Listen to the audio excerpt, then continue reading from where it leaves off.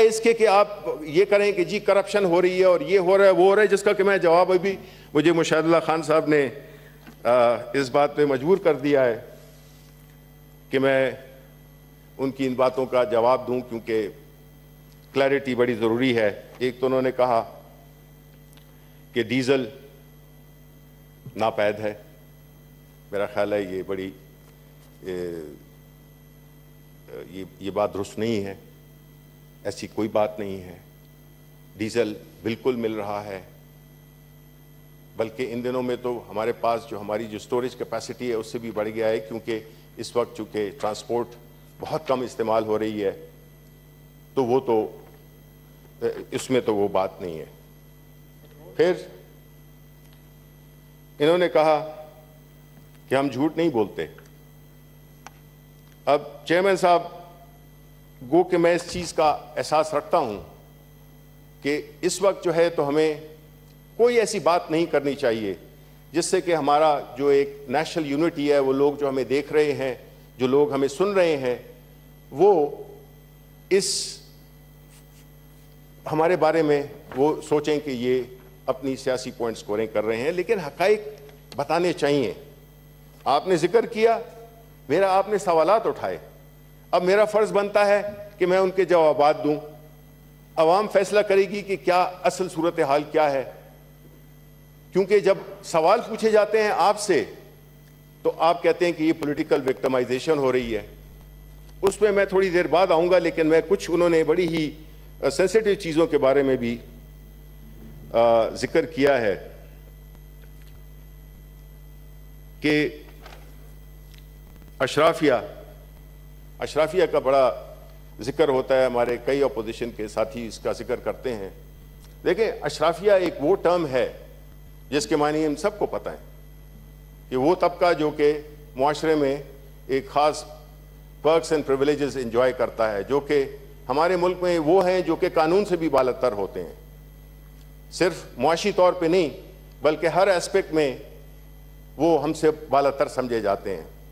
ये वो अशराफिया है जो कि इस मुल्क में रहकर और जब बीमारी होती है तो गैर मुल्क इलाज करने जाते हैं। भाई, आप पाकिस्तान में रहें, अगर आप इजलास रिक्वेजिशन करते हैं तो फिर सबकी सेहत, मुशाहिदुल्लाह खान की सेहत भी ठीक नहीं है, ये उनकी बड़ी बहादुरी है कि वो यहाँ पे आए हैं, तो क्या कोई जान किसी से बेहतर है? ये है वो अशराफिया। जब आप अपनी जान की हिफाजत अवाम से पहले अपने आप को समझ करें, प्रोटेक्ट करें, इसको अशराफिया कहते हैं। अशराफिया कोई नहीं, ये माइंड सेट होता है। ये नहीं होता कि आप भले बाकी उनको आप झोंक दें, उनकी पार्टी के कलीग्स भी उतनी अहम हैं, उतनी उनकी जान अहम है जितनी के अपोजिशन लीडर की है। वो क्यों नहीं ले रहे? अगर उनकी बीमारी भी है, क्यों नहीं अटेंड कर रहे? ठीक है, तो ये अशराफिया का जो एक माइंडसेट है उनका ये वो था कि वो अपने घरों में बैठकर ये बड़े आसानी से ये कर सकते हैं कि जी मुकम्मल लॉकडाउन होना चाहिए। अब मुकम्मल लॉकडाउन, तो मेरा ख्याल है कि सवाल बनता है कि मैं सवाल पूछूं कि मुझे अपोजिशन ये बताए कि उनका अपना पैरेलल कोविड प्लान क्या है, कोविड-19 का प्लान क्या है।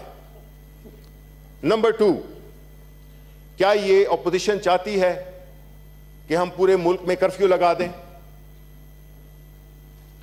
तीसरा सवाल, सिंध हुकूमत ने नमाज और तरावी की अपोजिशन वो किया कि उसको वो किया जाए, तो हम मसाजिद को बंद कर दें। चौथा, कि जिस तरह कहा गया कि जो इंजेक्शंस हैं वो तो मिलने नहीं वाले 2021 तक, और फिर उसमें भी हमारा क्या होगा, तो हमारी क्या हिकमत अमली होनी चाहिए। और पांचवा,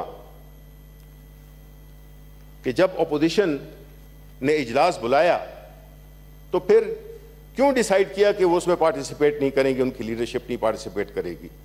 ये वो सवालात हैं जो कि उसका पूछना मेरा ख्याल है कि हमारा हक बनता है। उन्होंने जिक्र किया कि करप्शन बहुत हो रही है, इनसे बेहतर कौन जान सकता है। देखें, आप से तो हमने हमारी जो कल प्रेस कॉन्फ्रेंस हुई शहजाद अकबर की, जिसमें कि कहा गया कि तफसीलात के साथ पूरे 10 पॉइंट्स 10 सवालात पूछे, उसका जवाब मिला नहीं। वो सवालात जो उन्होंने उठाए हैं जिसमें कि एक एक ट्रांजैक्शन की बैंकिंग प्रूफ है, उसके चेक्स की कॉपीज मौजूद हैं, जिसमें कहा जाता है कि इन्होंने पार्टी के फंड इकट्ठे किए लेकिन इंडिविजुअल अकाउंट में। भाई अगर वो पार्टी के लिए आपने चंदा इकट्ठा किया है वो ठीक है, आप करें, लेकिन वो पर्सनल अकाउंट में कैसे चले गए?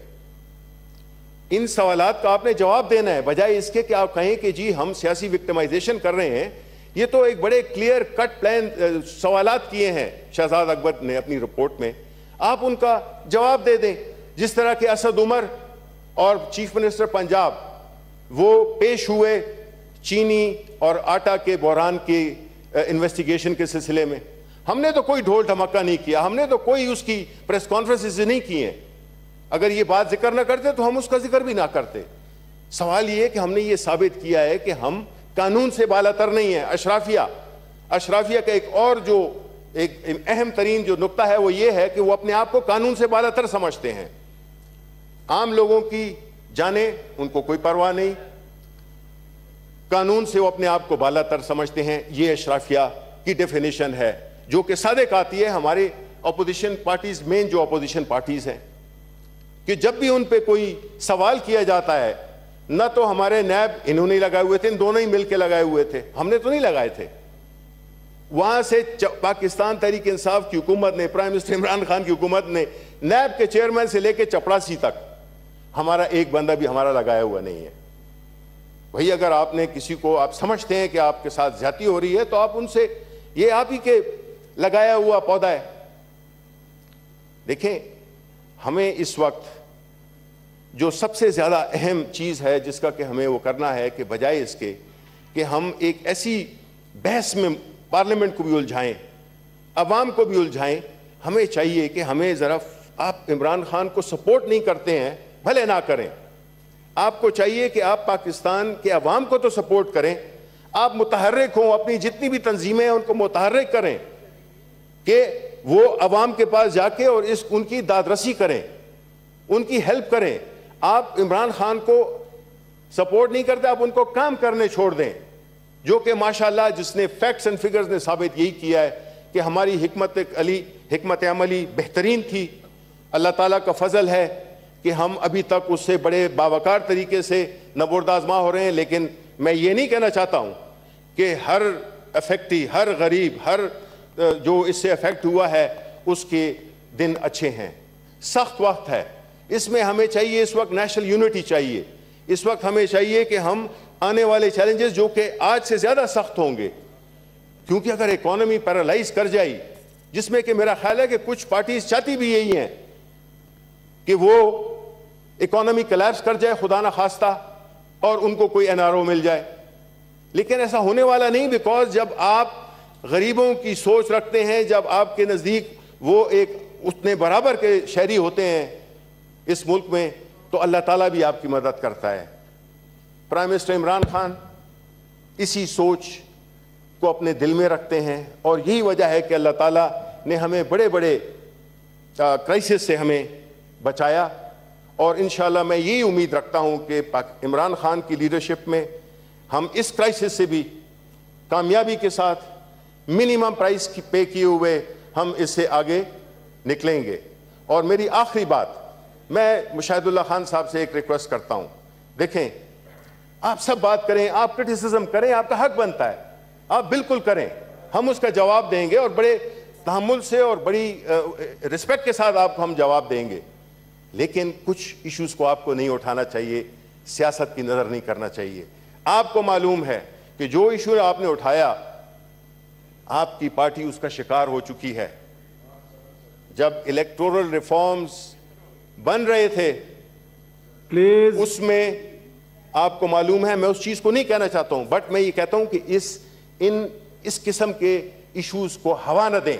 हमारे दुश्मन यही चाहते हैं कि हम इस किस्म की फिरका वाराना और इस किस्म की एक उसका शिकार हो जाएं कि माशरा तितर बितर हो जाए। आपने मुशाहिदुल्लाह साहब बुरी नीयत से नहीं किया होगा, लेकिन मैं सेंसिटाइज करना चाहता हूं अपने साथियों को कि ऐसी चीजों पे ना बहस किया करें जो कि अवाम में बेचैनी फैलाए, जो कि कॉन्फ्लिक्ट क्रिएट करे, जो कि कंट्रोवर्सी क्रिएट करे, क्योंकि आपकी पार्टी खुद भी उसका शिकार हो चुकी है।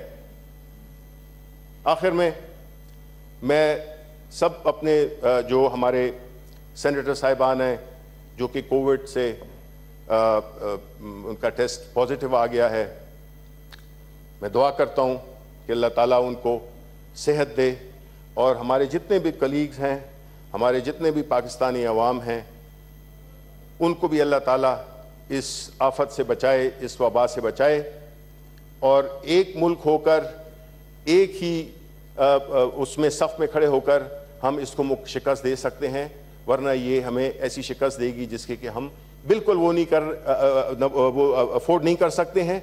और आखिरी अपील पाकिस्तान के अवाम से, देखें ये अगर रिलैक्सेशन हुई है तो जिस तरह से कि हम बाज़ारों में लोग देख रहे हैं, जिस तरह के SOPs की खिलाफ वर्जी हम देख रहे हैं, खुदारा ये न करें, अपने आप पे भी रहम करें और पाकिस्तानी अवाम पे भी रहम करें, क्योंकि अगर ये इस तरह से गैर जिम्मेदारी का सबूत दिया गया तो हमारा अंजाम अच्छा नहीं होगा, हम बहुत बड़े नुकसान से दो चार हो जाएंगे।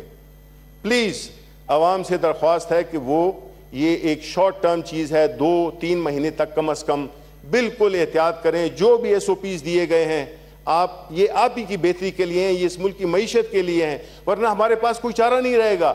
फिर लॉकडाउन हो जाएगा, फिर दुकानें बंद हो जाएंगी, फिर कारोबार बंद हो जाएगा, फिर वो विशेष साइकिल शुरू हो जाएगा कि फिर गरीब क्या करेंगे। इसलिए खुदारा ये बहुत ही, देखें इसमें मैं ये ज़रूर कहना चाहता हूँ, बिकॉज ये बात मेरे बड़े दिल की है। चेयरमैन साहब, जब हमने देखा कि कोरोना ये नज़र नहीं आ रहा, ये नहीं नज़र आता, लेकिन इसके इफेक्ट्स नज़र आते हैं।